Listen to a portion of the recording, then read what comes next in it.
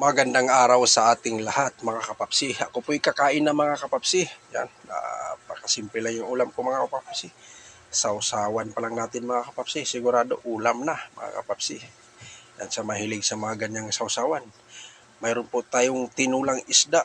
Yan, yellowfin, tuna. Pinirito muna mga kapapsi bago natin sa tinula. Kasi pag idiretso mo yan, madudurog yung klaseng isda na yan. Yan o. Tsaka may longganisa tayo. Ay, longganisa, pang display lang yan.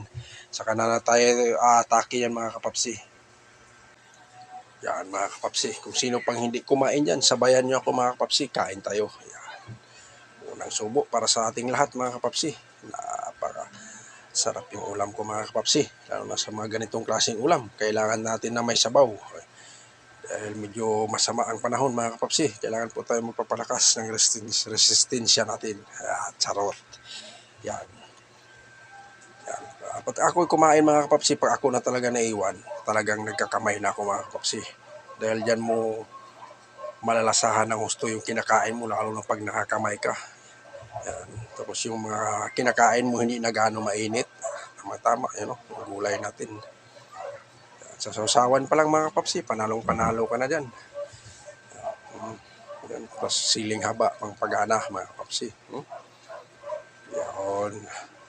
Yan ang ating ulam mga kapapsi. Napakasimple lang yan. Pero napakasarap yan. May bawang pa tayo. Sausawan, sinama ko na sa bawang. Mabango kasi sa sausawan mga kapapsi pag may bawang. O sibuyas. Para hindi magtatampo si bawang. Kailangan may sibuyas, sili, kalamansi yan. Kaya mayroon din siyang kasama. Pasensya na yung mga subo ko mga kapapsi. Medyo mabilis at malakihan na mga kapapsi. Dahil medyo alanganin na rin yung uwi natin. Naramdam na tayo ng gutom. Yan. Pero kahit pa paano ay nandito na tayo sa bahay mga kapapsi. Pasalamat din tayo, nakarating tayo ng ligtas. Walang problema mga kapapsi. Kahit napakalakas ang ulan dito sa amin mga kapapsi. Tubig dito sa dinadaanan ko, abot na sa tuhod. Pero survive pa rin tayo. Nakarating pa rin tayo sa ating tinitirahan mga kapapsi. Yan na po, ipagpatuloy natin mga kapapsi. Kung sino pang hindi kumain yan, sabayan niya ako. Kain tayo mga kapapsi. Yung ulam kong longganisa, ginilid ko na lang mga kapapsi. Dito tayo sa gulay na focus mga kapapsi. Sa tinulang isda. Manamis-namis kasi itong yellowfin tuna mga kapapsi. Talagang kung marunong ka magluto nito. Sa amin nga ito, nilagyan na ng asin at saka tanglad to. Kilo na.